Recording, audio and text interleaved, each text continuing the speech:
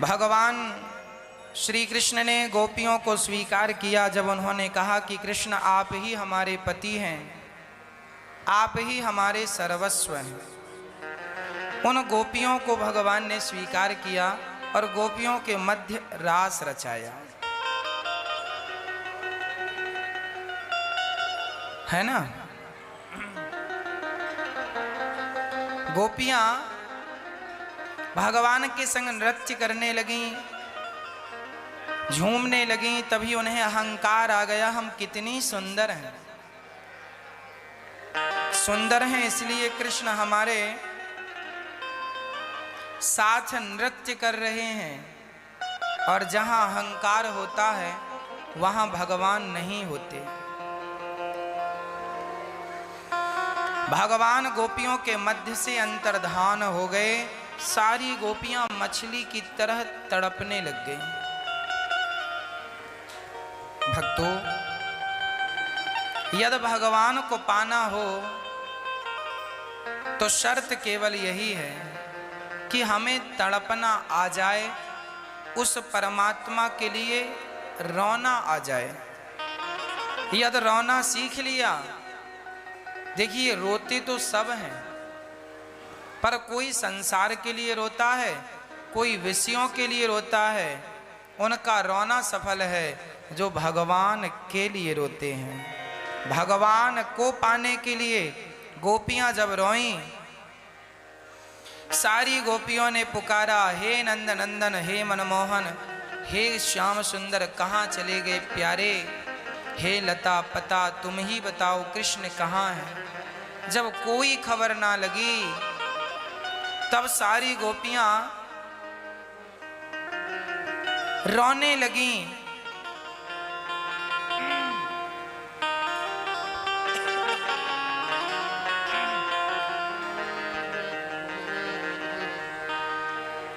और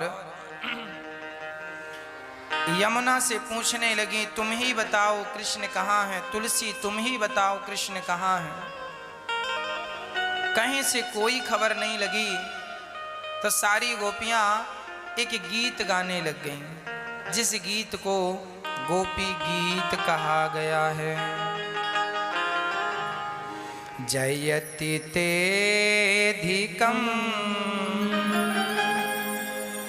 जन्मना ब्रजः श्रयते इंदिरा शाश्वदात्रे दयित दृश्यतां दीक्षुतावका त्वयि धृता रसा तां विचिन्वते।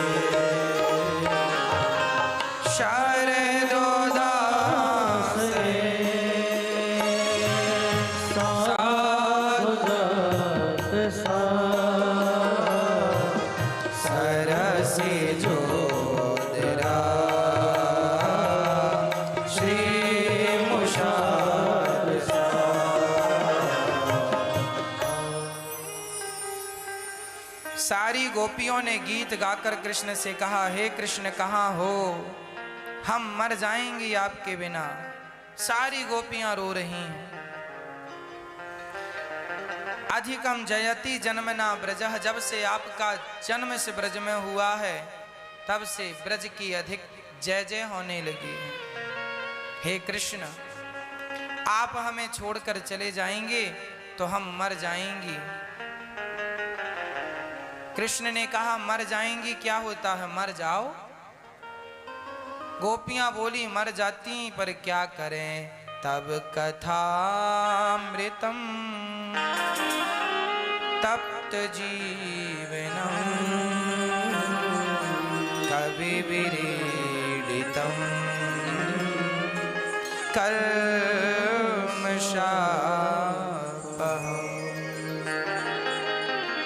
आपकी कथा रूपी अमृत का पान किया है, प्राण निकले तो निकले कैसे। प्राण जाए कही बाट। कैसे जाए प्राण? सारे गोपियां जब रोईं और कहा कि अब नहीं आए तो गए प्राण। राधा रानी ने कहा कृष्ण मैं थक गई हूं, मेरा थका हुआ शरीर आगे चला नहीं जाता। भगवान बोले आओ मेरे कंधे पर। जैसी भगवान कंधे पर बिठाने लगे, राधा रानी को छोड़कर कृष्ण अंतर्धान हो गए, चले गए। राधा भी रोने लगी।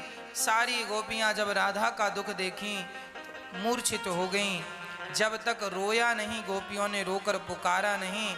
देखो हम लोग ना यज्ञ जानते हैं ना तप जानते हैं, हमारे पास कोई साधन नहीं है।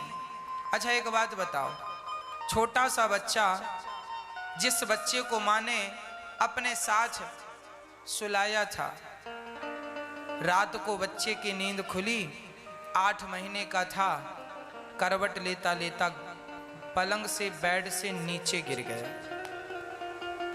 अब नीचे गिरा है, इसमें माँ का कोई अपराध है? माँ ने तो छाती से लगाकर सुलाया था, तुम ही होशियार बने पलटते गए। अब गिरे हो तो माँ सो रही है, माँ को पता नहीं है कि तुम गिर गए। हाँ, माँ को पता कब लगेगा? जब वो रोएगा। और जब रोता है तो माँ को पता लग जाता है बच्चा दूर चला गया, उठाकर फिर हृदय से लगा लेती है। उसी प्रकार भगवान को पाना है तो बस रो करके उसे वैसे ही पुकारो जैसे बच्चा रोकर माँ को पुकारता है। ऐसे रोकर भगवान को पुकारोगे तो भगवान भी मिलेंगे। हम बिछड़ गए हैं उनके पास से, एक ही ऑप्शन है, बस रोइए उनकी याद में। सारे भक्त रोते थे, सारी गोपियां रोती हैं और रोकर क्या कहती हैं? कन्हैया तुम, क्या नाम था? मैया बताओ। मंदोदरी के पति का नाम आप बताओ क्या था? रावण था।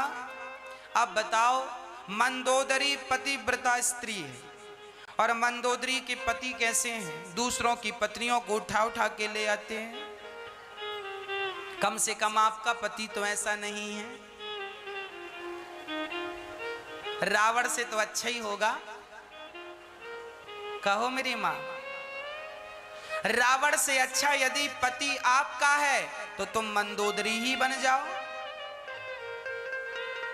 मंदोदरी पतिव्रता स्त्री है। जैसे सीता माता पतिव्रता है, ऐसे मंदोदरी भी पतिव्रता है। मेघनाथ की पत्नी सिलोचना भी पतिव्रता है। लक्ष्मण जी की पत्नी उर्मिला भी पतिव्रता है। ये सब बड़ी पतिव्रता स्त्रियां हैं। एक बार जनकपुर में एक घटना घट गई। जनकपुर में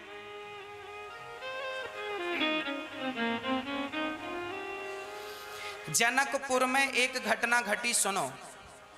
हाँ, राजा जनक बगीचे पे बैठे थे, सत्संग चल रहा था। सत्संग नहीं, नाच गाना। राजा लोग, कभी कभी मन होता है नृत्य का, तो लोग आए थे, भजन सुना रहे थे, लोग नाच रहे थे। तभी एक महात्मा आ गए। महात्मा आए तो राजा जनक ने देखा नहीं। महात्मा को लगा राजा जनक मेरा अपमान कर रहे हैं, मुझे देखकर प्रणाम नहीं किया, बैठे हैं, श्राप दे दिया, जाओ जनक, जिस बगीचे पे तुम बैठे हो ये सारा बगीचा सूख जाए। तुरंत सूख गया। अब राजा जनक को वो बगीचा बड़ा प्रिय था, अच्छे अच्छे वृक्ष थे, सुंदर था। राजा दौड़े दौड़े गए, महात्मा जी बड़ी गलती हुई, ज्यादा शोर शराबा था, हमने आपको देखा नहीं, क्षमा करो, ये जंगल सूख गया है प्रभु, इसे फिर से हरा भरा कर दो।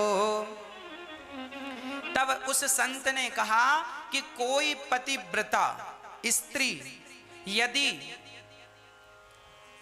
इस नदी से पानी भरकर कच्चे कच्चे सूत की रस्सी बनाए। कच्चा सूत जानते हैं? कच्चे सूत की रस्सी बनाए और उससे पानी भरे, नदी से कुएं से पानी भरे और पानी भर के निकाले और फिर वो सींचे, तब जाकर के ये हरा भरा होगा। अब सूत कच्चा, उसकी रस्सी कौन बनाए? गांठ ही नहीं लगे, टूट जाए, बड़ा कच्चा होता, कच्चा सूत नाम ही है। अब जनक ने देखा अपनी पत्नी की तरफ, पत्नी ने तुरंत सिर नीचे कर लिया, महाराज हमसे ना कहना, यदि टूट गया तो बदनामी हो जाएगी, लोग यहां तो कन्फर्म हो जाएगा कि ये पतिव्रता नहीं है। जबकि वो बहुत बड़ी पतिव्रता थी, पर फिर भी उन्होंने ये रिस्क लेना ठीक नहीं समझा। सारे जनकपुर में ढिंडोरा पीटा गया, जो पतिव्रता स्त्री कुएं से पानी निकालकर कच्चे सूत की रस्सी बनाकर करेगी, उसको बहुत सारा धन मिलेगा। थी तो लगभग सब पतिव्रता, पर सबको डर लगा, दिल धक धक कर रहा है, यदि टूट गई तो लोग हंसेंगे, लो बड़ी पतिव्रता बनने चली, और टूटा तो ये कन्फर्म हो जाएगा कि ये पतिव्रता नहीं है, लोग पर जीवन भर ताने मारेंगे, लोगों के डर से कोई आगे नहीं बढ़ा। अब जनक जी बड़े परेशान, उनके नगर में कोई नहीं मिला। तब राजा जनक ने चारों तरफ ढिंडोरा पिटवाया पिटवाया पिटवाया, करते करते राजा जनक ने दशरथ जी को पत्र लिखा। उस समय माता कौशल्या का डंका बजता था। माता कौशल्या बहुत बड़ी पतिव्रता थी, ये जानकारी सबको थी, जनक जी को भी थी। एक पत्र लिखा, दशरथ जी अपनी पत्नी को लेकर आए, हमारे यहाँ संत के श्राप से एक बगीचा सूख गया है, आपकी पत्नी बड़ी पतिव्रता है, आवे और सूत की रस्सी बांधकर कुएं से पानी निकालें और डालें तो ये हरा भरा हो जाए। दशरथ जी ने अपनी पत्नी कौशल्या को पत्र दिया, बोले कल तैयार हो जाना, चलना है, जनक जी ने बुलाया है। कौशल्या जी ने पत्र पढ़ा, ठीक है चलेंगे। तो कौशल्या जी तैयारी कर रही थी जनकपुर जाने की, तभी कौशल्या जी के कमरे में झाड़ू लगाने वाली आई। तो उसने कहा, माँ आप तैयारी कर रही हैं, कहाँ जा रही हैं? अरे बेटा, वो जनक जी का बगीचा सूखा पड़ा है और वो पतिव्रता कोई जाए और सूत का रस्सी बनाकर कुएं से घड़े में पानी भरे और डाले तो उसका हरा भरा हो बगीचा। झाड़ू लगाने वाली ने कहा, राम राम, इतने से काम के लिए इतनी बड़ी महारानी आप जाओगी? ये तो हमें काम दो, हम जाएंगे, अभी उसका बगीचा हरा भरा करके आती है। झाड़ू वाली, काम वाली बाई कौशल्या जी ने कहा, अच्छा आप जाओगी? हाँ हाँ जाएंगी। ओ चलिए। दशरथ जी, कौशल्या जी ने कहा, सुनो अब हम नहीं जाएंगे, दासी से काम हो जाएगा। दासी रथ, दशरथ जी ने रथ की व्यवस्था की, एक सेना की टुकड़ी भेजी, जाओ व्यवस्थित लेकर जाओ। अब जनक के यहाँ संदेशा पहुंचा, दशरथ जी के यहाँ से कोई आ रहा है, रथ पर बैठी है दासी और बड़े ठाट वाट से जा रही है। जनक जी को लगा यही कौशल्या, जय हो मैया, बड़ा स्वागत सम्मान हुआ, आओ आओ आओ। वो सारे लोग, और भीड़ लगी है, कुछ लोग देखने आए थे कौशल्या माँ को और कुछ मजाकिया मजाक करने आए थे, टूटेगा तो ताली बजा के हंसेंगे। सब प्रकार के लोग होते हैं समाज में, अच्छे बुरे। अब भीड़ लग गई और जनक जी ने रथ से स्वागत किया। जनक जी की पत्नी ने हाथ पकड़ के उतारा, कौशल्या जी आपका स्वागत है। उन्होंने कहा, देवी हमें कौशल्या क्यों कहती हो? अरे आप कौशल्या? ना, हम कौशल्या नहीं है, हम तो कौशल्या मैया के कमरे में झाड़ू लगाते हैं। अरे जनक जी ने कहा, आप आई हैं और कौशल्या जी नहीं आई? बोले उनकी जरूरत ही नहीं है, मैं ही सब काम कर दूंगी, बताओ काम क्या है? बोले ये रहा बगीचा सूखा और ये रहा कुआं और ये रहा सूत, ये रही बाल्टी। अब वो गई झाड़ू लगाने वाली और गई और बड़े प्रेम से, हे भगवान यदि मैं सच्ची पतिव्रता हूं तो यह सूत टूटना मत।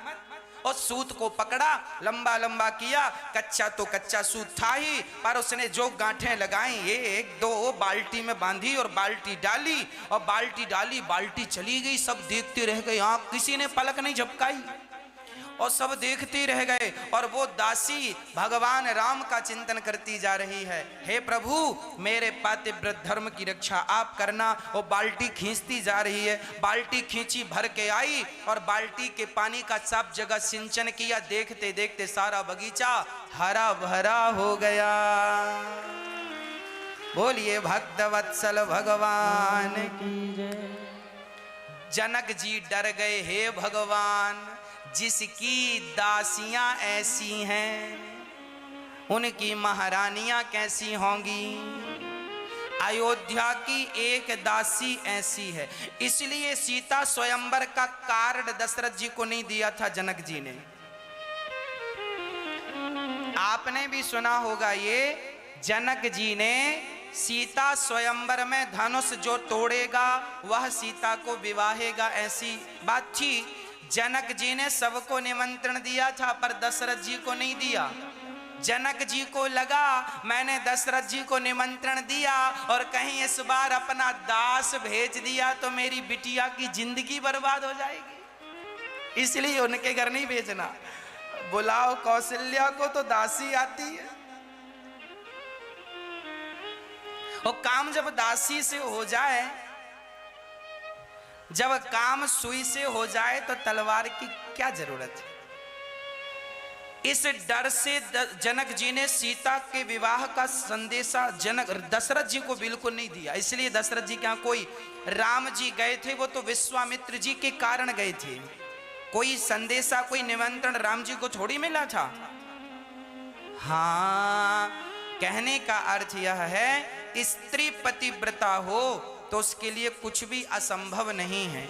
इसलिए हम सभी भारत की स्त्रियां तो पतिव्रता ही होती हैं, इनमें कोई संदेह नहीं है। इसलिए आप अपने पातिव्रत धर्म का निर्वहन कीजिए और भगवान से प्रार्थना कीजिए कि हे नाथ मेरे पातिव्रत धर्म की आप रक्षा कीजिए। बोलिए भक्तवत्सल भगवान की जय। चलो, ये तो नारियों की बात थी, अब पुरुषों की बात। स्त्री तो पतिव्रता हो पर पति भी पत्नीव्रता होना चाहिए। पति का फर्ज क्या है, पति का कर्म क्या है। पति का फर्ज है कि वो सदा अपनी पत्नी को देवी मानकर, लक्ष्मी मानकर सदा उसका आदर करे, सम्मान करे। नारी सम्मान के योग्य है, नारी सम्मान के योग्य है तो सम्मान कीजिए। नारी अपमान के योग्य नहीं है, इसलिए उसका अपमान ना कीजिए। कहते हैं जिस घर में नारी का सम्मान होता है, यत्र नार्यस्तु पूज्यन्ते रमन्ते तत्र देवता तत्रैतास्तु न पूज्यन्ते सर्वास्तत्र फला क्रिया। जिस घर में नारी का सम्मान होता है उस घर में देवी देवताओं का वास होता है। इसलिए हर पुरुष को चाहिए नारी का सम्मान। यदि पत्नी सीता बने तो पुरुष को भी राम बनना होता है, पुरुष को भी राम बनना पड़ेगा। पुरुषों को चाहिए कि सम्मान किया करें। अच्छा, नारियों का सम्मान करना ना लड़कपन से ये बात बच्चों को सिखाओ। देखिए, नारी का सम्मान करेगा, यदि नारी के सम्मान की बात बच्चों को माता पिता ने सिखा दी तो आपका बेटा नारी का सम्मान करेगा तो सबसे पहले अपनी माँ का सम्मान करेगा। किसका सम्मान करेगा? माँ का। और माँ का सम्मान करेगा तो बहन का भी करेगा, और फिर पत्नी का भी सम्मान। वो नारी का सम्मान करेगा तो नारी में सब आ गई, माँ भी आ गई, पत्नी भी आ गई, पुत्री भी आ गई, बहना भी आ गई। तो नारी का सम्मान कराने की ये बात अपने बच्चों की खोपड़ी में डाल दीजिए कि सम्मान नारी का करना, हर माँ यदि अपने बच्चों को, हर माँ बाप अपने बच्चों को नारी के सम्मान की बात सिखाते होते तो आज हमारे भारत की नारियां इतनी असुरक्षित ना होती जितनी आज वर्तमान में हैं। आपने बच्चों को सिखाया होता तो, पर सम्मान करना ही तो नहीं सिखाया। आज बहुत सारे पुरुष ऐसे हैं जो नारी को पांव की जूती समझते हैं। तुम पांव की जूती हो। अरे पत्नी पांव की जूती नहीं होती, सिर की पगड़ी होती है, सम्मान होती है। इसलिए नारी का सम्मान किया जाए। जिस घर की स्त्री प्रसन्न रहती है, हंसती खिलखिलाती और मुस्कुराती है, उस घर में लक्ष्मी का वास होता है, अन्नपूर्णा का वास होता है। उस घर में कभी दरिद्रता प्रवेश नहीं करती जिस घर में स्त्री प्रसन्न रहती है। और जिस घर में स्त्री रोती रहती है ना, तो जो दरिद्रता नाम की स्त्री है वो खाती क्या है। मैंने एक दिन बताया था, आप भोजन करते हैं तो जो भोजन थाली के नीचे जूठा गिराते हैं ना, वो दरिद्रता खाती है। और फिर दरिद्रता सदा तुम्हारे घर में रहती, इसके घर खाना मिल रहा है, रहो। और दरिद्रता खा लेती है और पीती क्या है? दरिद्रता क्या पीती है? दरिद्रता स्त्रियों के आंसू पीती है। यदि आप स्त्रियां रोती हैं, मां रो रही है, पत्नी रो रही है, पुरुष लोग रुला रहे हैं, तो जब आप रोती हैं तो आपके आंसू दरिद्रता पीती है और उसकी प्यास मिटती है। मतलब तुम्हारे घर उसकी प्यास मिट रही है तो तुम्हारे घर रहती, इसके घर पानी बहुत मिलता है पीने को, यहीं रहो। जैसे पहले के लोग नदी के किनारे ही अपना घर बनाते थे, क्योंकि भाई बोर तो हुआ नहीं करते थे, तो पानी सहारा नदी थी। आज भी बड़े बड़े किला जितने भी बने हैं लगभग सब नदियों के किनारे ऊंची जगह पर हैं, पर नदियों के समीप हैं ताकि पानी मिल जाए। दरिद्रता महारानी भी बैठ जाती है वहां जहां उसे पानी मिलता। कौन सा पानी पीती है वो? आंसू पीती है।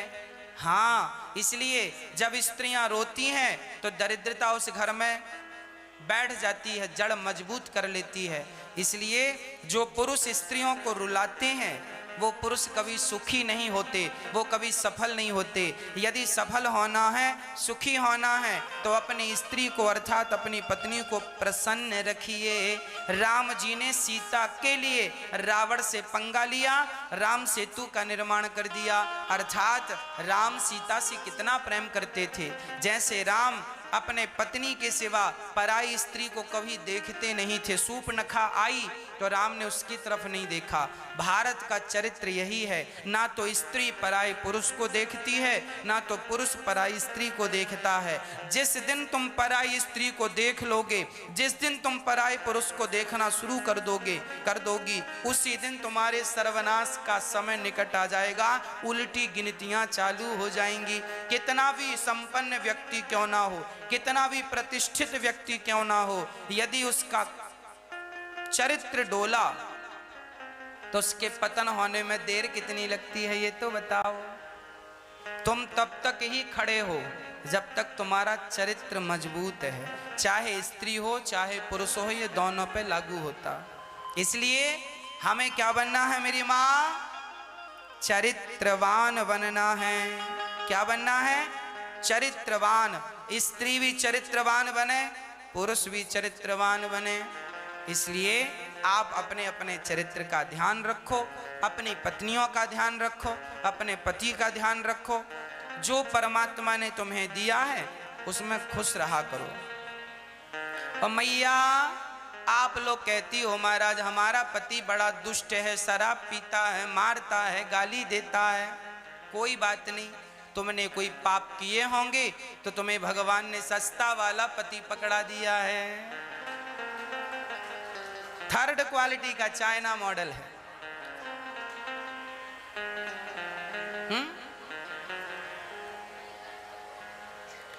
तुमने पुण्य किया होता तो भगवान जरा कंपनी वाला पति देते, महंगा वाला।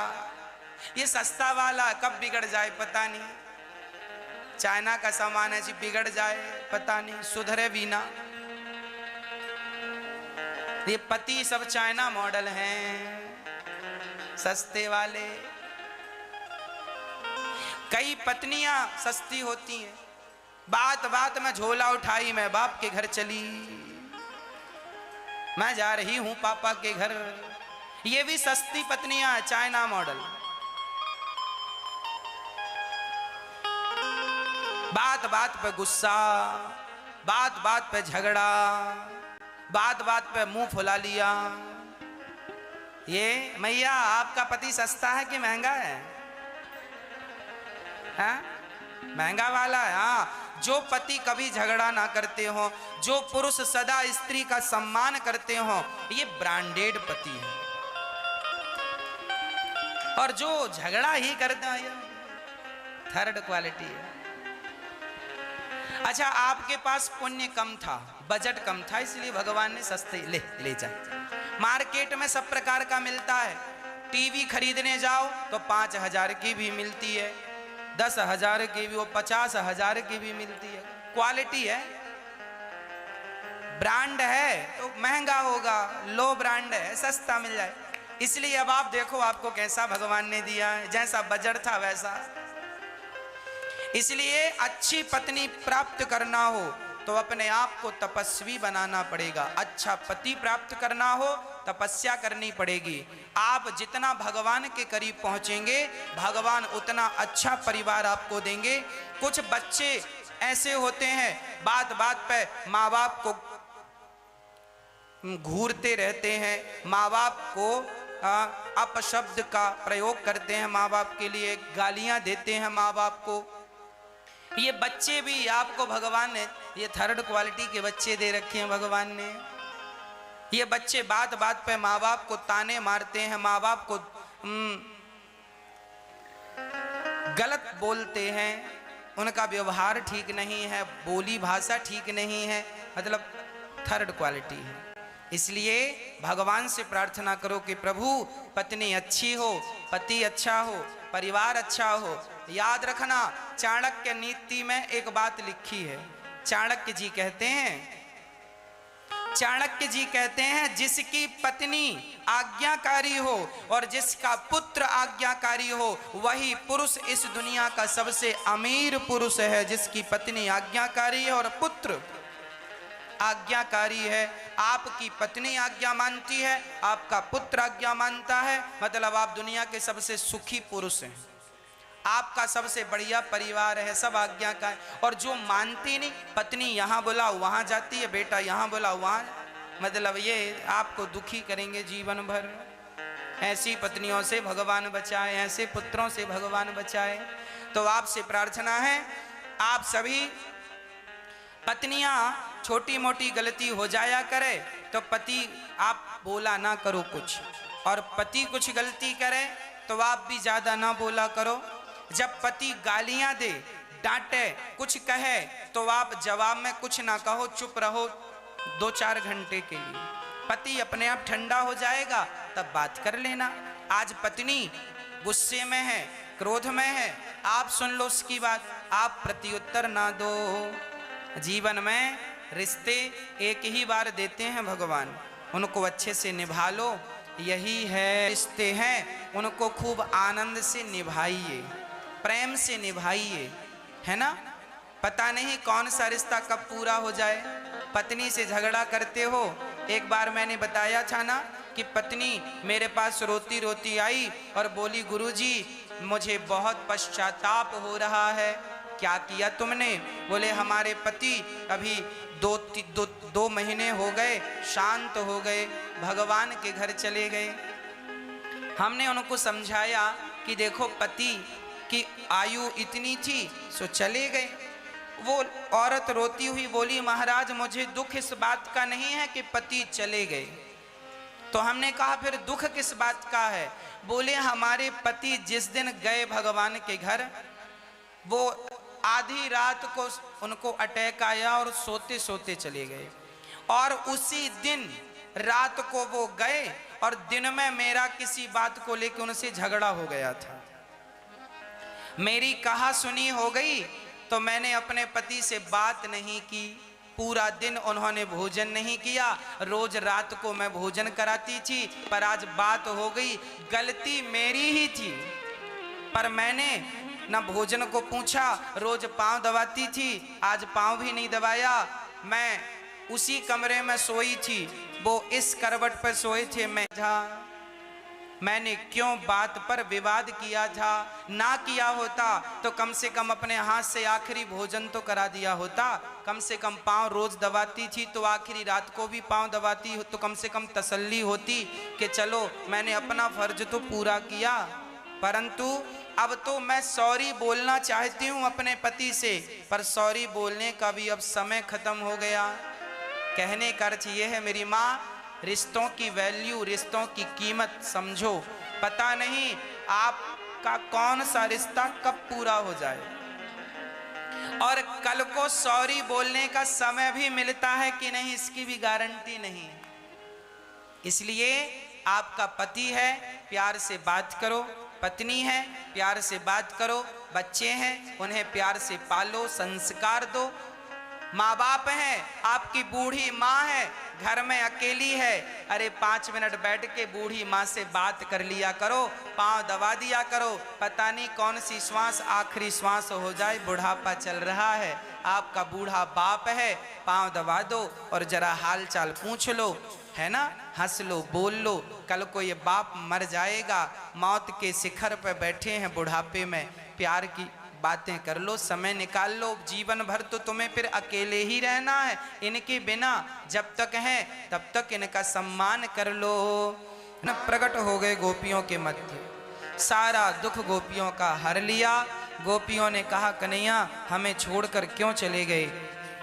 भगवान ने कहा बिछड़ने के बाद मिलने का सुख ही कुछ और है। इसलिए बिछड़े हुए प्रेमी से जब प्रेमिका मिलती है तो उसका सुख, उसका आनंद कुछ और होता है। इसलिए भगवान गोपियों को छोड़कर चले गए।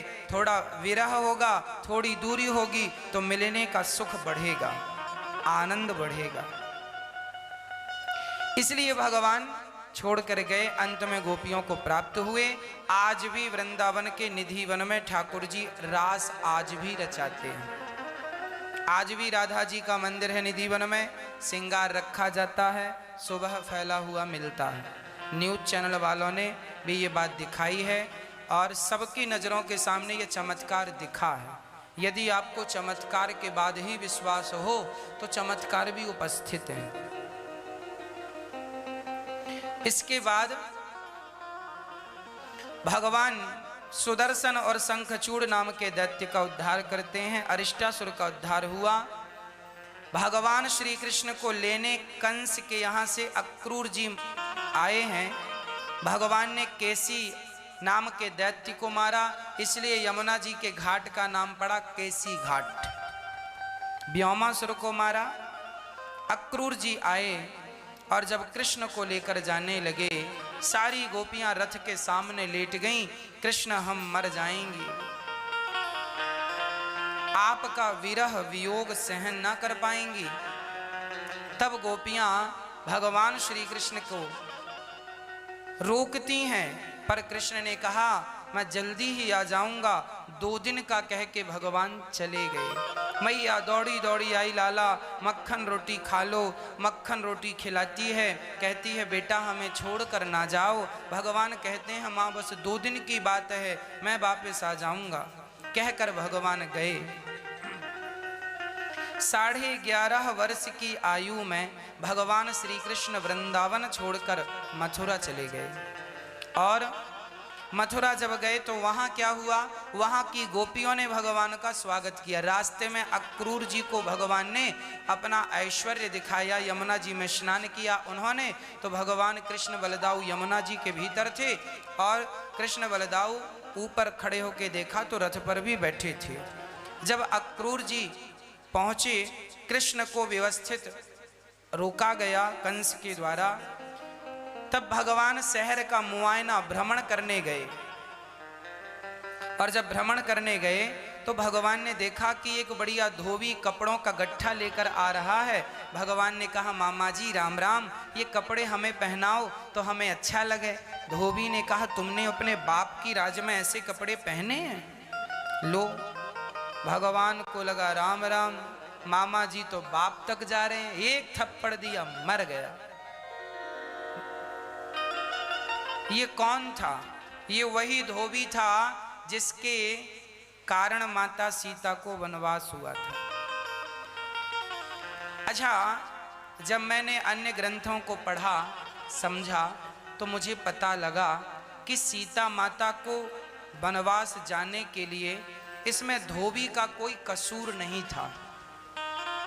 एक अकेला धोबी थोड़ी था जो सीता को ये कह रहा था कि रावण के पास से आई हैं, रख लिया, हम तो अपनी पत्नी को ना रखते, ऐसा उसने कहा। ऐसा कहने वाले केवल एक धोबी नहीं था, अयोध्या में लाखों लोग ऐसे थे उस टाइम पे। सारी प्रजा ये कह रही थी। अच्छा, सीता माता को गर्भावस्था में वनवास हुआ। आपको पता है सीता को वनवास कब हुआ था? जब राम रावण को मारकर आए तब वनवास हुआ? तब नहीं हुआ। राम ने टोटल कितने साल तक पृथ्वी में राज्य किया पता है आपको? 11,500 वर्ष तक। कितना? 11,500 वर्षों तक। जब राम जी के 10,000 वर्ष पूरे हो गए, राम सीता के साथ कितने दिन थे साथ में? 14 साल साथ में थे। अयोध्या से जब वनवास से लौटकर आए तो वहां पर राम जी सीता के साथ 10,000 साल तक थे। 10,000 साल का राज्य राम सीता ने साथ में ही रहकर भोगा है, राज्य का सुख। 10,000 साल पूरे होने के बाद एक धोबी ने कह दिया अपनी पत्नी से, उसकी पत्नी गई थी अयोध्या में किसी के घर काम करने और रात को लौटने लगी तो सरयू में बाढ़ थी। तो वो आज वहाँ एक आदमी जो नाव चलाता था, पानी बरसने लगा, अब वापस अयोध्या भी नहीं जाए और घर भी नहीं जाए, तो वहाँ घास की कुटिया धोबी उसकी थी, नाव चलाने वाले की, केवट की, उसके घर पर रुक गई रात। सवेरे गई, पत्नी से पूछा धोबी ने, कहाँ थी? बोले फलाने मल्लाह हैं नाव चलाने वाले, पानी बरसने लगा था, रात को नाव चलती नहीं और रात ज्यादा हो गई तो मैं वहीं रुक गई। तब धोबी ने 10,000 वर्ष बाद कोई सुना होगा राम के बारे में कि राम जी, अब 10,000 में तो कई पीढ़ियां निकल गई ना लोगों की, तो कोई सुना होगा कि राम जी सीता को रखे हैं, रावण के यहाँ सीता रही, कहानी सबको पता थी कथा। तो उसने कह दिया, सुनो मैं तुम्हें नहीं रखूंगा। क्यों? मैं राम थोड़ी हूं कि राम सीता को रख लें रावण के यहाँ से, मैं नहीं रखूंगा। 10,000 वर्ष बाद ये बातें चालू हो गई। एक ने कहा, फिर दूसरे ने, फिर तीसरे ने, चौथे ने, पूरे खबर फैल गई, कैसी ऐसी चर्चा चल रही है। फिर राम ने विचार किया क्या करें, सीता को भी खबर लगी। सीता ने विचार किया क्या करें। बोले, सीता ने राम से कहा, प्रभु आपके साथ मैं रहूंगी तो आप जैसा राजा, आपको कलंक लगेगा, लोग कहेंगे। लोग ये तक कहने लगे थे सीता को राम के बाजू में बैठने का अधिकार नहीं है, हम इन्हें महारानी के रूप में स्वीकार नहीं करेंगे, राजा हमारे, राम हमारे राजा हैं, सीता को महारानी के रूप में स्वीकार, प्रजा कहने लग गई थी। तब सीता को लगा कि मेरे पति के चरित्र पे कहीं ये दुनिया के लोग ये दाग ना लगा दें, मेरे चरित्र पे दाग लगा रहे हैं, ठीक है मैं सह लूंगी, पर मेरे पति के चरित्र पे तो दाग ना लगे, इनके दामन पे कोई दाग ना लगना चाहिए। इसलिए सीता अपनी राजी मर्जी से निकल गई और लक्ष्मण जी गए छोड़ के आए वाल्मीकि जी के आश्रम में। अच्छा, आपको पता है सीता का वनवास क्यों हुआ? पद्म पुराण में एक कथा लिखी है इस प्रसंग पर। आप लोग कहते हैं राम ने सीता का त्याग कर दिया, राम ने गलत किया। राम ने सीता का त्याग नहीं किया। राम एक राजा थे और राजा का धर्म है प्रजा की भलाई करना, और प्रजा में संदेह उत्पन्न हो गया, आग लग गई, तो अब राम को तो आग बुझाना है ना। राम अपनी प्रजा से इतना, राम सीता से कितना प्यार करते थे। राम सीता से प्यार ना करते होते तो रावण से काहे लड़ते? क्यों लड़ते? राम रावण से प्यार करते थे सीता से, इसलिए रावण से लड़कर सीता को वापस लाए। और राम को कोई संदेह नहीं था सीता पर, परंतु राम सीता से ज्यादा प्यार अपनी प्रजा से करते हैं। शास्त्र कहते हैं वह राजा अच्छा होता है जो अपनी प्रजा से प्यार करता हो। राम प्यार करते थे प्रजा से, इसलिए प्रजा के लिए यदि तुम्हारी खुशी है कि मैं सीता से दूर हो जाऊं तो लो, तुम्हारी खुशी के लिए सीता से मैं दूर हो जाता हूं। प्रजा की खुशी के लिए बलिदान दिया है। राम का थोड़ी मन था कि मैं सीता का त्याग करूं। पद्म पुराण में इसकी एक कथा और है। पद्म पुराण के अंतर्गत जब मैंने पढ़ा तो उसमें लिखा है संतों ने कि एक बार सीता मां छोटी थी, उनके पास उनकी सखियां आई, कहने लगी चलो आज तुम्हें बगीचे में घुमा कर लाते हैं। सीता एक सुंदर से बगीचे में गई और वहां सारी सखियां खेलने लगी। एक पेड़ की छांव में सिया जी अकेली बैठ गई। माता सीता अकेली बैठ गई और वहां पर एक नन्ही सी तोती और तोता आए। तोती बड़ी सुंदर राम कथा गा रही थी, तोता सुन रहा था। सीता ने कहा ये तो कथा सुना रहे हैं, एक जनक जी होंगे, उनकी बेटी सीता होगी, विवाह राम से होगा। सीता बोली ये तो मेरी कथा सुना रही है। तुरंत तोती को सीता माता ने पकड़ लिया और पकड़कर सोने के पिंजरे में डाल दिया। तोती बोली सीता हमें छोड़ दो, हम गर्भवती हैं, हमारे पेट में बच्चा है, हम बच्चे को जन्म दे दें फिर तुम हमें पकड़ लेना, हम तुम्हें रोज सुनाएंगी कथा तुम्हारे खिड़की पर बैठकर, पर तुम पिंजरे में ना रखो। सीता बोली जो खाओगी खवाएंगे पर रहना मेरे पिंजरे में पड़ेगा। तोती बेचारी बड़ी हाथ विनती जोड़ रही थी, मुझे छोड़ दे सीता, मुझे छोड़ दो सीता, पर सीता माँ ने नहीं छोड़ा। वो तोती बेचारी पिंजरे में तड़प तड़प कर मर गई। खुले आसमान में उड़ने वाली बंधन मिला तो मर गई। तब उसके प्राण मरते मरते उसके अंदर से बद्दुआ निकली और तोती का तोता वहीं बैठा था। तोती ने मरते मरते कहा सीता जैसे तूने मुझे गर्भावस्था में अपने पति से दूर किया है ना, जब तू गर्भवती होगी तो तेरे पति भी तुझे अपने से दूर कर देंगे। तुमने हम चिड़िया पर बड़ा अत्याचार किया है, हम मर रही हैं, पर ये बद्दुआ हम ना चाह कर भी तुम्हारे लिए निकाल रही हैं। इसलिए मेरी माँ किसी की बद्दुआ मत लीजिएगा, दुआएं लीजिएगा, बद्दुआएं ना लीजिएगा। सिया को बद्दुआ लगी, श्राप लगा, उसे श्राप कह लो, बद्दुआ कह लो, कुछ भी कह लो, उसे बद्दुआ सीता जी को लगी। और उसी कारण जब सिया गर्भवती हुई, सिया जी अर्थात सीता माता, तब वही तोता, उस तोती का तोता धोबी बनकर आया और उस धोबी के कहने से माता सीता को वनवास जाना पड़ा, क्योंकि गर्भावस्था में तोती को पति से अलग किया था, श्राप मिला, इन्हें भी अलग होना पड़ा। श्राप का, ये बद्दुआओं का फल सीता माता को भी भोगना पड़ा। अच्छा, एक यहां पे एक कारण और है। आपको पता है दशरथ जी जब मरे, ये बात आज आप सुन रहे हैं, इसके पहले आपने ये बात नहीं सुनी होगी, और सुनी होगी तो अच्छा है। आज एक गूढ़ बात मैं आपको शास्त्रों की बताने जा रहा हूं। आपने ये कहावत तो सुनी होगी कि मेरी उम्र आपको लग जाए। जानते हो ये कहावत कब से चालू हुई है? मेरी उम्र तुम्हें लग जाए, ये कहावत हम सभी लोग कहते हैं, ये बात सब लोग कहते हैं लगभग। हम जिससे प्रेम करते हैं उनसे कहते हैं हमारी उम्र तुम्हें लग जाए। इसका ये बात कब से शुरू हुई? ये बात सबसे पहले किसने किसको कही थी? आओ सुनते हैं। जब दशरथ जी के प्राण निकल रहे थे, उस समय दशरथ जी की मृत्यु नहीं थी, पर दशरथ जी को श्राप लगा था श्रवण के माँ बाप का कि तुम भी पुत्र वियोग में तड़प तड़प मरोगे जैसे मैं अपने पुत्र के लिए मर रहा हूं। ठीक है। उस समय दशरथ जी की अभी 1000 वर्ष की आयु शेष थी। दशरथ जी की कितनी आयु शेष थी? दशरथ जी के जब प्राण निकले उस समय दशरथ जी के पास आयु अभी और थी, पर चूंकि वो राम का वियोग ना सहन करने से मर गए। उस समय दशरथ जी की आयु और शेष थी कितनी? 1000 वर्ष। सतयुग में आयु बहुत ज्यादा हुआ करती थी। आश्चर्य ना मानिएगा, आज 100 साल की आयु है, तब लोग 10-10 हजार साल तक जिंदा रहते थे, लाख साल जिंदा रहते थे।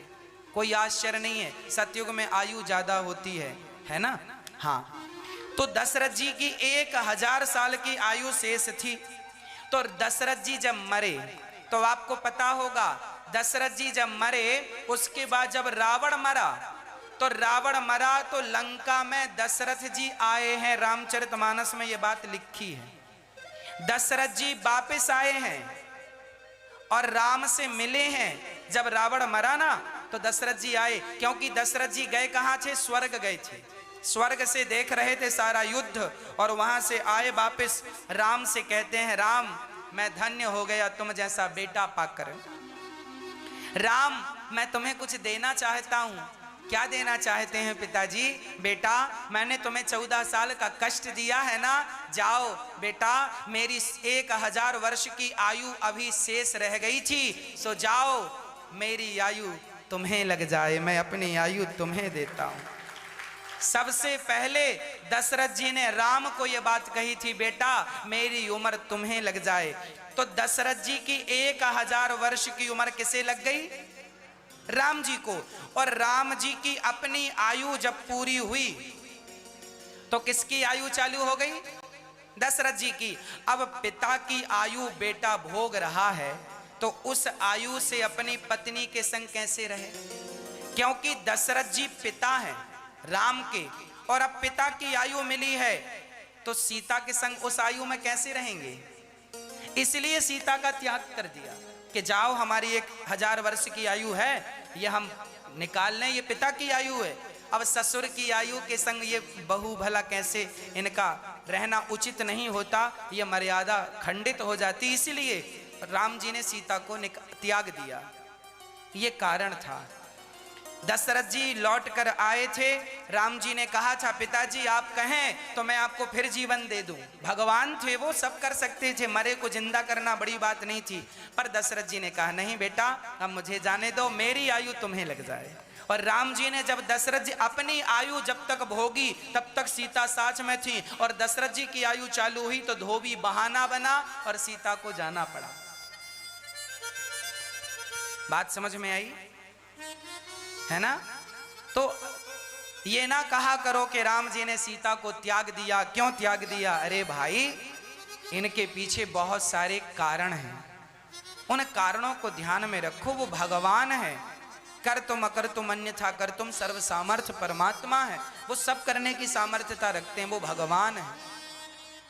अंत में माता सीता आई और पृथ्वी में समा गई, और दोनों लक्ष्मी सीता थी, नारायण राम थे, दोनों लक्ष्मी नारायण बैकुंठ धाम चले गए। राम सीता सिंहासन पर बैठे हैं और बैकुंठ चले गए। राम नारायण लेटे हैं और सिया जी अर्थात लक्ष्मी जी चरण दबा रही हैं। बोलिए लक्ष्मी नारायण भगवान की, सियावर रामचंद्र की।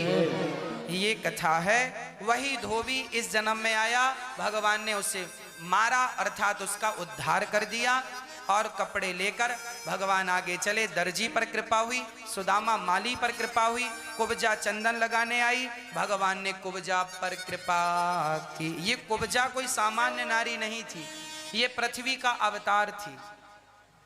ये कुब्जा भूदेवी है। कौन है ये? भूदेवी अर्थात माता पृथ्वी, साक्षात पृथ्वी माता कुब्जा बनकर प्रकट हुई, और इनकी कुबड़ निकली थी। कहीं ऊबड़ खाबड़ हो जाती है ना पृथ्वी, कुबड़, तो भगवान ने कुब्जा की कुबड़ चंदन लेकर कुब्जा की कुबड़ ठीक की, और कुब्जा पर भगवान ने कृपा की। उस पर कृपा करने के बाद भगवान ने धनुष भंग किया, कुबलिया पीड़ नाम के हाथी का उद्धार किया, चाणूर और मुष्टिक को भगवान ने मारा। कंस की सेना में सबको मारते हुए कंस के सिंहासन पर गए। कंस को उठाकर जो पटका भगवान ने और कंस के ऊपर कूदे, भगवान ने कंस को मारा। कंस को मारकर कंस के भाइयों को मारा, सेना को जो उत्पाती थे मारा, अपने पिता माता को जेल से निकाला। कंस के पिता भी जेल में थे, कंस ने अपने बाप को जेल में डाला था, उनके पिता को निकाला, उनके पिता को सिंहासन पर बिठाया, राजा बनाया उग्रसेन को। और नंद बाबा को पता चला कि कृष्ण हमारा बेटा नहीं, ये तो देवकी का बेटा है। तुरंत नंद बाबा गए और वहाँ से माता यशोदा ने पूछा कृष्ण क्यों नहीं आए, तो जो हाल सुनाया है माता रो पड़ी हैं। और उद्धव जी को भगवान ने भेजा है, मैं भी बताऊंगा।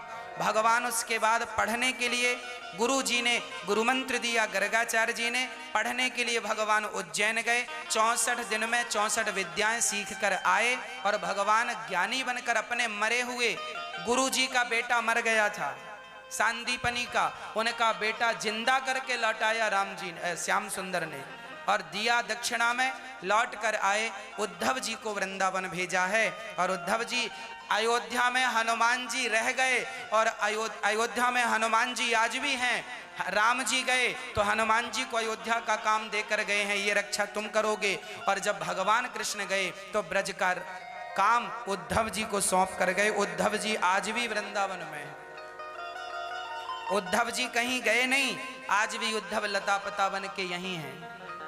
गोवर्धन की तलहटी में कभी वृंदावन कभी गोवर्धन घूमते रहते हैं श्री उद्धव जी महाराज। उसके बाद उद्धव प्रसंग, भगवान गोपियों को ज्ञान देने आए, उद्धव पर प्रेम की रज में लौट गए और हृदय में भगवान का दर्शन कराया भगवान ने उद्धव को।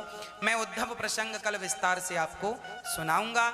उसके पश्चात भगवान कुब्जा के घर गए हैं, अक्रूर के घर गए हैं, जरासंध से युद्ध हुआ, 17 बार जरासंध को पराजित किया। काल यवन का मुचकुंद के हाथों उद्धार हुआ और भगवान ने 18वीं बार जरासंध से युद्ध किया, मैदान छोड़कर भागे, नाम पड़ा रण छोड़ भगवान। और भगवान प्रवर्षण पर्वत पर चढ़े, आग लगाई जरासंध ने, भगवान द्वारिका पहुंच गए, द्वारिका का निर्माण कराया। बोलिए द्वारिकाधीश भगवान की। आज भी द्वारिका पानी के भीतर डूबी है। भारत के साइंटिस्टों को पानी के भीतर द्वारिका मिल गई है, पता है आपको? समुद्र के अंदर आज भी वो द्वारिका मौजूद है।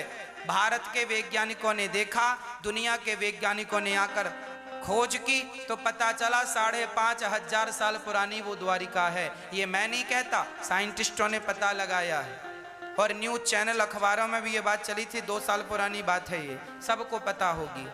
द्वारिका मिल गई है, मतलब हमारे शास्त्रों में जो लिखा है वो आज सिद्ध हो रहा है कि नहीं, साइंस के द्वारा। तो सब चीज मिल रही है। भगवान ने द्वारिका पहुंचकर द्वारिका का निर्माण करा के द्वारिकाधीश कहलाए।